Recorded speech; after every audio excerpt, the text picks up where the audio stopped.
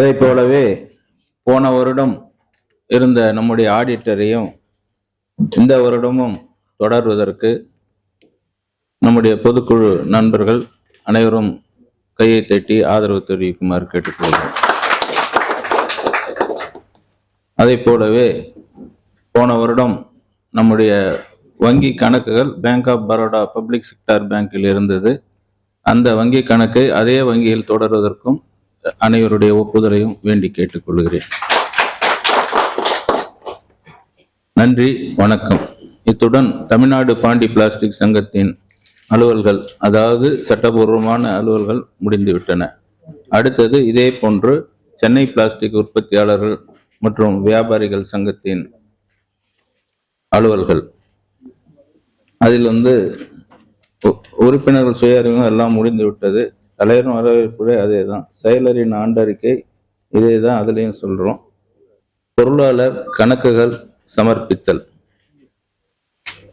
நமது பொருளாளர் திரு முகமது இக்பாலுக்கு பதில் நமது செயலர் திரு தனசேகர் அவர்கள் இந்த கணக்குகளை சமர்ப்பிப்பார். அனைவருக்கும் வணக்கம். 2024-25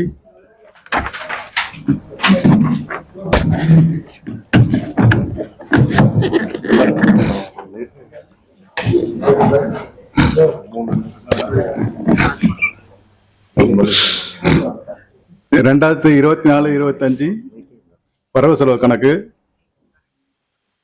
entrance fees 39,500, membership fund 7,73,300, building fund 45,42,500, current liabilities and provisions 3,33,500,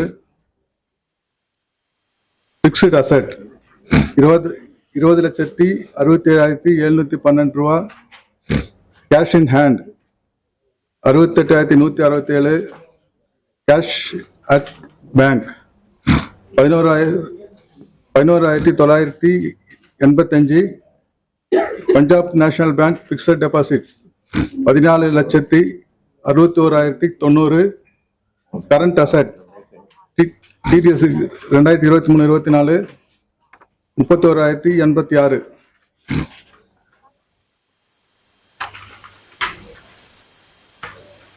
income interest received 96,999, rent received 1,90,800, expenditure bank charge 12 ரூபா, postage and courier expense 4,853, conveyance expense 270, ex gratia 13,000 ரூபா, rate and tax 22,245, gift and donation 2,300, fees and subscription 3,050, calendar printing charges 18,900, meeting expense 15,745,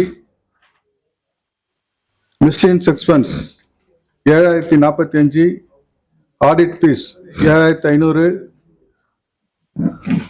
AGM expense 64,675, depreciation 1,09,195, expenditure 16,734, balance credit balance 16,734. செப்மா அக்கவுண்டில் யாருக்காவது விளக்கம் தேவைப்பட்டால் கேட்கவும். எல்லோரும் தங்கள் ஒப்புதலை தெரிவிக்கும்படி அன்புடன் கேட்டுக்கொள்கிறோம். செப்மாவுக்கும் ஏற்கனவே உள்ள பஞ்சாப் நேஷனல் வங்கியிலேயே கணக்கு தொடர்வதற்கும் மற்றும் ஏற்கனவே உள்ள ஆடிட்டரை தொடர்ந்து தக்க வைப்பதற்கும் பொதுக்குழு தன்னுடைய ஒப்புதலை தெரிவிக்கும்படி அன்புடன் கேட்டுக்கொள்கிறேன். மிக்க நன்றி நண்பர்களே. செப்மான் டான்பா இரண்டினுடைய அலுவல்கள், சட்டபூர்வமான அலுவல்கள் அனைத்தும் முடிந்துவிட்டன. இந்த அவை உறுப்பினர்களின் சுதந்திரத்தோடு இனி வரும் 1 மணி நேரம் அவர்கள் நம்முடைய அமைப்பை பற்றி, அதனுடைய வளர்ச்சியை பற்றி, குறைகள் நிறைகள், அவர்களுக்கு என்ன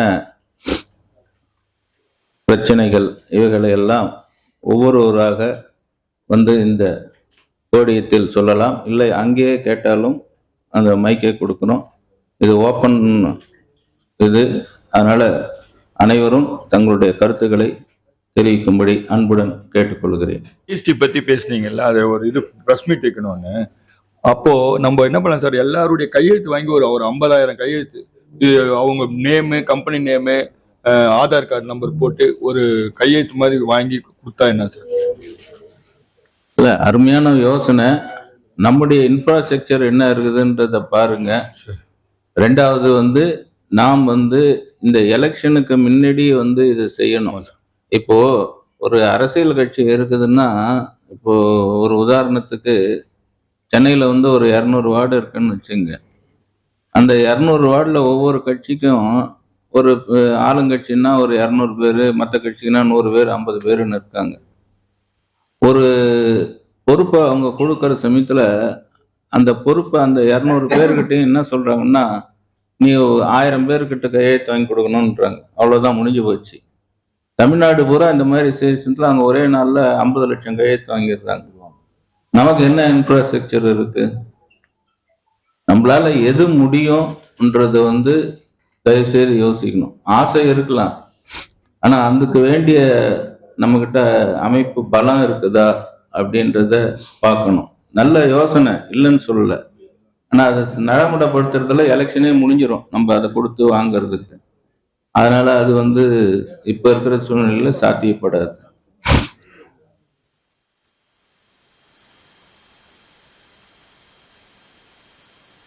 நண்பர் வந்து அந்த விஷயத்த சொன்னாரு. ஒரு விஷயத்த இங்க எல்லாருக்கும் சொல்லிக்கொள்ள விரும்புறேன். இன்றைய வரைக்கும் கடந்த 25 வருஷமா பாத்தீங்கன்னா, இது ஒரு மாநில சங்கம், எல்லாம் இருக்கும், எல்லாம் கரெக்ட். இன்னைய வரைக்கும் ஒரே ஒரு ஊழியர் கூட இந்த சங்கத்துக்கு கிடையாது. ஒரே ஒரு ஊழியர் கூட இந்த சங்கத்துக்கு கிடையாது. அதுக்கு என்னென்ன காரணம்னா, ஒரு ஊழியர் வச்சா 20-25,000 ரூபாய் மாசம் சம்பளம் கொடுக்கணும். அதுக்கு வருவாய் எங்க இருக்கு? அதாவது இந்த நீங்க இவ்வளவு படிச்சீங்களே, 20 லட்சம் 30 லட்சம் இதெல்லாம் எடுத்து செலவு பண்ணக்கூடாதான்னு கேட்கலாம். இல்லை மனசுல கூட இருக்கும். செப்மாவில் இப்படி சேர்த்துதான் அதுக்கு வந்து ஒரு கட்டடம் வாங்கணும். இப்போ டான்பாக்கும் இந்த மாதிரி சேர்த்துதான் கட்டடம் வாங்கணும்னு ஒரு நினைச்சு, என்னன்னா தமிழ்நாட்டில் இல்லை, இந்தியாவிலேயே இந்த சிறு குறு தொழில்களுடைய அடிப்படை பிரச்சனைய பார்த்து அதுக்காக செயல்படக்கூடிய பிளாஸ்டிக் தொழில் சார்ந்த அமைப்புகள் ஏறக்குறைய இல்லைன்னே சொல்லலாம். அப்ப இந்த அமைப்பை வந்து பலப்படுத்தி, இது என்னைக்குமே இது வந்து செயல்படணும், நல்லா வந்து சிறு குறு தொழில்களுக்காக செயல்படணுன்ற ஒரு எண்ணத்தினாலதான் இந்த பணத்தை வந்து அனாவசியமா செலவு பண்ணக்கூடாதுன்னு நாங்க இது பண்ணி செயல்படுறோம். அதுதான் காரணம்.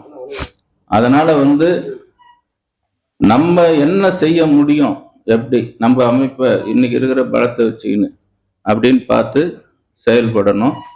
நான் சொல்றது வந்து தயவுசெய்து இதுவா நினைச்சுக்காதீங்க, இருக்கிற உண்மை நிலை இது. அதுக்கு தகுந்த மாதிரி சொல்லுங்க. நண்பர் இப்ப ஒரு கருத்தை சொன்னாரு, கையெழுத்து வாங்கணும்னு சொல்லிட்டு. தலைவர் அதுக்கு தகுந்த மாதிரி ஒரு விஷயங்கள் சொல்லியிருக்காரு. இதை நாம எப்படி செய்யலாம் அப்படின்னு நண்பரே ஒரு கருத்தை சொல்லட்டும். நம்ம அது முடியாதுன்னு நினைக்க வேண்டாம். அதுக்கு ஏதாவது முயற்சி பண்றதுக்கு வழி இருக்கான்னு யோசிப்போம். அது அவர் எதாவது இருந்தா சொல்லட்டும். அவர் சொல்ற வழியில ஏதாவது பண்ண முடியுமா, அவங்க மறுபடியும் கொஞ்சம் வந்து அவருடைய கருத்தை கொஞ்சம் சொல்லுங்க. நம்ம சொன்னோம், அதுக்கு பதில் சொல்லிட்டாங்கன்னு நினைக்க வேண்டாம். ஆனா அது எப்படி சாத்தியம் அப்படின்றது நம்ம ஏதாவது ஒண்ணு யோசிப்போம். முடியாதுன்னு 19 சொல்லிட வேண்டாம். மறுபடியும் கொஞ்சம் வாங்க, அதை பத்தி ஏதாவது கொஞ்சம் பேசுங்க. வாங்க வாங்க, சின்ன கருத்து சொல்லுங்க. உங்க கருத்தை இப்படி பண்ணா நல்லா இருக்குன்னு சொல்லுங்க, தப்பே கிடையாது. செய்யறதுக்கு தான் நம்ம இருக்கோம். அது எப்படி செஞ்சா சரியா இருக்கும், எப்படி பண்ணலாம், ஒவ்வொருத்தரும் இந்த மாதிரி செய்யலாம், ஒரு மட்டத்துல இந்த மாதிரி நம்ம ஏதாவது பண்ணலாம்னு யோசனை சொல்லுங்க, தப்பு கிடையாது. அப்படி இல்லை, அதுதான் தலைவர் சொல்லிட்டாரு பதில். வேற ஏதாவது வழி இருக்கா அப்படின்னு யோசிப்போம். எதையும் வேண்டாம் சொல்லணும். ஏன்னா ஜிஎஸ்டி முக்கியமான ஒரு விஷயம். இன்னைக்கு ஜிஎஸ்டிக்கு நான் ஒரு கன்சல்டிங்க நான் வர சொல்லியிருந்தேன். நேற்று ஒரு டெத்துக்காக ஊருக்கு போயிட்டாரு திடீர்னு. வேற யாரையாவே பார்த்தேன், யாருமே வரல. என்னன்னா ஜிஎஸ்டி கன்சல்டன்ட் வர சொல்லி எல்லாருக்கும் ஜிஎஸ்டி பிரச்சனை இருக்கு, எல்லாருக்கும் இருக்கு. எனக்கு கூட ஒரு 4,65,000 2020-25 வந்துருச்சு. உடனே நான் என்ன பண்ணேன், எல்லாத்தையும் எடுத்து பார்த்துட்டு பண்ணி பார்த்தா எல்லாமே லேட்டா ஃபைல் பண்ணிருக்காங்க எங்க அக்கௌண்டன்ட். அதெல்லாம் கொடுத்து வெறும் 26,000 ரூபாய் கட்டுற மாதிரி வந்துச்சு. அந்த 26,000 ரூபாய்க்கு 22,000 ரூபாய் பெனால்டி. 26,000 ரூபாய்க்கு அவன் கணக்கு படி 2 லட்சம் ரூபாய்க்கு பெனால்டி. அந்த கணக்கு 9 நாள் தான் 4 சில்லறை வந்துச்சு. அதை அந்த மாதிரி பண்ண வச்சு அவனுக்கு ஒரு 10-15 கொடுத்து விஷயத்த முடிச்சோம். இதனால நான் போன மாசம் போன மே 5 கூட நான் தமிழ்நாடு வணிகர் விக்ரமராஜ் அவர்கள் பொறுப்புல இருக்கேன். நான் இருந்தாலும் வெள்ளையன் ஆட்சி கூட 40-45 நிமிஷமா நம்ம பழக்கம் எல்லாருக்குமே தலைவரோட நான் இணைஞ்சுதான் பண்ணியிருக்கோம். அதனால அவங்ககிட்டையும் சொல்லி முத்துக்குமார் தமிழ்நாடு வணிகர் வியாபாரி சங்கம் முத்துக்குமார் இருக்காரு, அவர்கிட்டையும் பேசினேன். பேசி எல்லாருமே 2023-24 வரைக்கும் உண்டான கணக்கு முன்னாடி கணக்கை க்ளோஸ் பண்ணுங்கன்னு சொல்லி தீர்மானம் நிறைவேற்றி கொடுக்க சொல்லியிருக்கேன். ஏன்னா முன்னாடி மார்ச் 31 கணக்கு முடிஞ்சிடும். முடிஞ்சவொடனே ஏப்ரல், மே, ஜூன், ஜூலை இல்ல அதிகப்பட்ட ஆகஸ்ட் 5 மாசத்துக்குள்ள சீல் அடிச்சு கொடுத்துருவாங்க. முடிஞ்சு போச்சு. இப்போ ஆனா அந்த கணக்கு நம்ம கையால எழுதுறோம். அதனால 3 வருஷ கணக்கு 4 வருஷம் வையின்னு நம்மளுக்கு சொன்னாங்க. அந்த காலத்துல அப்படி சட்டம் வச்சிருந்தாங்க. இன்னைக்கு அப்படி இல்லை, எல்லாமே கம்ப்யூட்டர்ல வந்துருச்சு. தட்டி பார்த்தா உடனே தெரிஞ்சிடும். ஏன் நீ 4 வருஷம் பேசாம இருக்க, 4 வருஷம் நீ என்ன பண்ண, இந்த கேள்வி எல்லாம் எல்லா வணிகர் சங்கத்தையும் நான் சொல்லியிருக்கேன். அந்த பதிலுக்கு நீங்க சொல்லுங்க, அதுக்கு நீங்க பதில் சொல்லுங்கன்னு சொன்னோம். 4 வருஷம் கழிச்சு நோட்டீஸ் அனுப்பிட்டு வட்டி கட்டு எப்படி நீ கட்டுவ, அதுதான் அதான் நடக்குது. அப்போ நம்ம பதில் சொல்றதுக்கு இருந்ததுனாலதான் பண்ண முடிஞ்சுச்சு. நம்ம பதில் சொல்லணும்னா அந்த 2 லட்சம் கட்டி தானே ஆகணும். அதனாலதான் சொல்றேன், அதுக்கு முன்னாடி வர்ற கணக்கு ஏதாவது செஞ்சு இல்ல 10% சமாதான ஸ்கீம்ல போட்டு கணக்கு முடிச்சிருங்க. எதுவுமே வேண்டாம். 10% அதுக்கு ஒத்துக்காதவங்க போட்டோம்.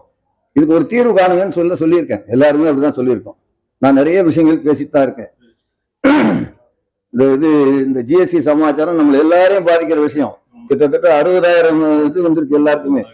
அது இன்னும் நம்ம டீப்பா எல்லாருக்கும் உள்ள வரல. சும்மா வாங்கி வச்சு பேசாம இருக்காங்க. பெரிய பிரச்சனைகள் இருக்கு. அதனால ஜிஎஸ்டி சமாச்சாரமா நம்ம செஞ்சு ஆகணும். இதுக்கு தகுந்த மாதிரி ஒரு மீட்டிங்கை போட்டு நம்ம எல்லாரையும் கூப்பிட்டு வர வச்சு கன்சல்டன்ட்டை கூப்பிட்டு உட்கார வச்சு கேள்வி கேட்டு அதுக்கு என்ன பண்ணலாம், யார் யாருக்கு என்ன பிரச்சனை வந்து சொல்லி கொடுக்க சொல்லுவோம். இது அந்த ஒரு நல்ல விஷயம்தான். அதை எப்படி செய்யணும் முடியாதுன்னு 19 சொல்ல வேண்டாம். தலைவர் சொல்ற மாதிரி இன்ஃப்ராஸ்ட்ரக்சர் இல்லை நம்மள்ட்ட. ஆனாலும் கூட ஒரு கட்சினா அவர் சொன்ன மாதிரி மாவட்டம், வட்டம், கிளை செயலாளர், அவன் நிறைய பேர் இருக்கான். நீ இத்தனை பேர் செய்யணும், நீ இத்தனை பேர் செய்யணும். அவங்க சட்டம் போடுறாங்க, செஞ்சிடறாங்க. அதுவும் இந்த டிஎம்கே கவர்மெண்ட்ல ரொம்ப பர்ஃபெக்டா செஞ்சிடறாங்க அந்த வேலையெல்லாம். மற்ற கட்சிகள்ல அது இல்லாம இருந்தா கூட அந்த கட்டுப்பாடா செஞ்சிடறாங்க. நாமளும் முடியாதுன்னு சொல்லாம அதுக்காக நமக்கு மெம்பர்ஸ் நிறைய வேணும்னு நம்ம கேட்கிறோம். இருக்கிற மெம்பர்ஸ் பத்தாது, 150 பேருக்குள்ளதான் இருக்கும். தமிழ்நாடு லெவல்ல கிட்டத்தட்ட ஒரு 1000 மெம்பராக நமக்கு இருக்கணும். ஒரு ஒரு ஆபீஸுக்கு போனோம்னா எவ்வளவு மெம்பர்ஸ் இருக்காங்க, 150 பேர் தான் இருக்காங்க. எவ்வளவு அசிங்கமா இருக்கு.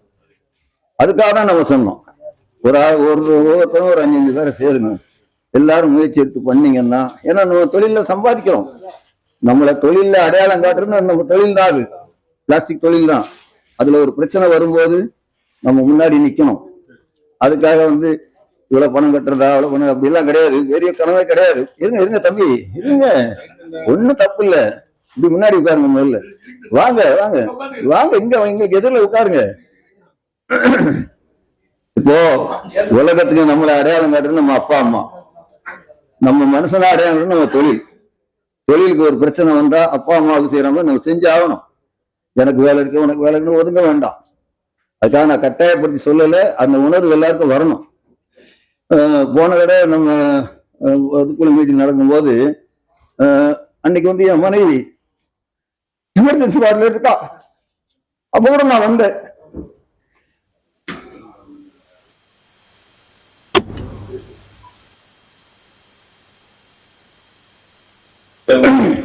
இப்ப அந்த மாதிரி இறந்துட்டாங்க. அப்ப கூட நான் வந்துட்டு தான் இருக்கேன் எல்லா விஷயத்துக்கும்.